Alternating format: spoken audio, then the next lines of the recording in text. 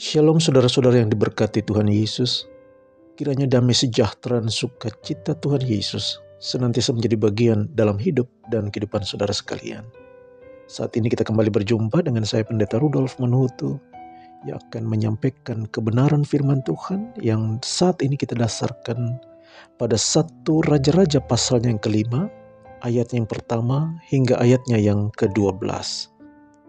Perenungan firman Tuhan ini diberi judul Membangun dalam Damai. Saudara-saudaraku yang Tuhan Yesus kasihi, bait suci adalah karya prestise Salomo. Bait yang kemudian menjadi tanda kehadiran Allah di tengah-tengah kehidupan umat Allah, dibangun Raja Salomo selama 7 tahun. Bait suci ini dianggap sangat indah dan megah. Bahkan bait suci kedua yang dibangun kelak pasca pembuangan di Babel tidak seindah dan semegah bait suci yang dibangun Salomo. Karya indah dan megah ini, saudaraku, tidak mungkin berdiri tanpa beberapa hal prinsip yang ada dalam proses pembangunannya, yang dimulai dari persiapan yang dilakukan Salomo. Apa saja yang dimaksud dengan hal-hal prinsip itu? Sebagian diantaranya dapat kita temukan dalam 1 Raja-Raja pasal 5 ayatnya yang pertama hingga ayatnya yang ke-12. Yang pertama, saudaraku, adalah hubungan baik Salomo dengan Hiram, Raja Tirus. Hubungan baik ini menggambarkan hubungan baik Israel dengan bangsa-bangsa lain, yang dalam hal ini bangsa Tirus. Hal ini bermula dari hubungan baik Hiram dan Daud, ayah Salomo.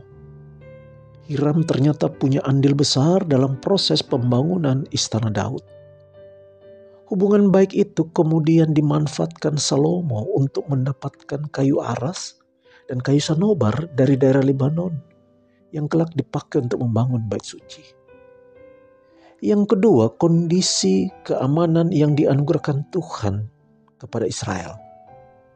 Ini menggambarkan hubungan baik Israel dengan Tuhan Allah mereka. Sehingga Tuhan berkenan melindungi Israel dari musuh-musuhnya dan juga menjauhkan Israel dari malapetaka. Lalu yang ketiga adalah adanya hubungan baik antara manusia dengan ciptaan Allah lainnya. Sehingga alam juga ikut berkontribusi melalui kayu aras dan kayu sanobar serta batu-batu yang digali untuk menjadi bahan pembangunan bait Allah yang dipersembahkan oleh Hiram. Demikian juga minyak dan tepung yang dipersembahkan Salomo untuk istana Hiram. Saudara-saudaraku, ketiga hubungan baik ini ditafsirkan Salomo sebagai waktu yang terbaik untuk membangun rumah bagi Tuhan dan tentu bagi kemuliaan Tuhan. Ini diungkapkan oleh Salomo dalam ayat 4 dan 5 yang berbunyi demikian. Tetapi sekarang Tuhan Allahku telah mengaruniakan keamanan kepadaku di mana-mana. Tidak ada lagi lawan dan tidak ada lagi malapetaka menimpa. Dan ketahuilah, aku berpikir-pikir hendak mendirikan sebuah rumah bagi nama Tuhan Allahku, seperti yang dijanjikan Tuhan kepada Daud ayahku. Demikian, anakmu yang hendak kududukkan nanti di atas tahtamu menggantikan engkau. Dialah yang akan mendirikan rumah itu bagi namaku.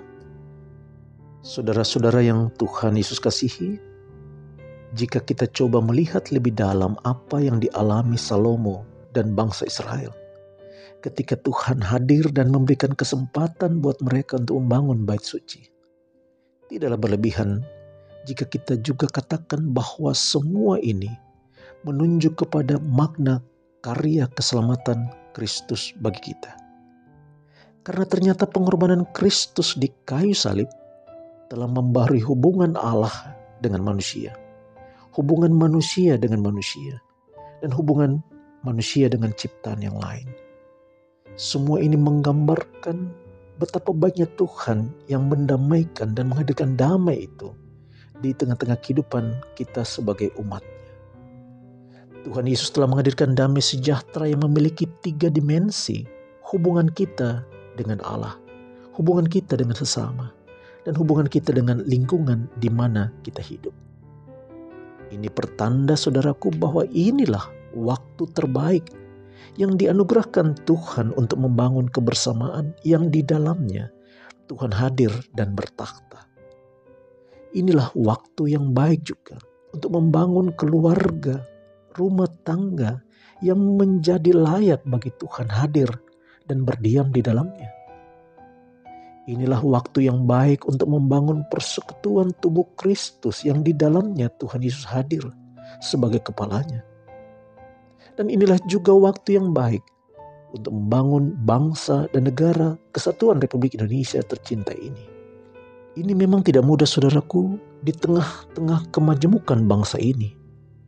Namun jika semua pihak menyadari ini, akan menjadi baik tentunya buat kehidupan kita sebagai satu bangsa, di mana masing-masing berupaya untuk membangun kedamaian satu dengan yang lain.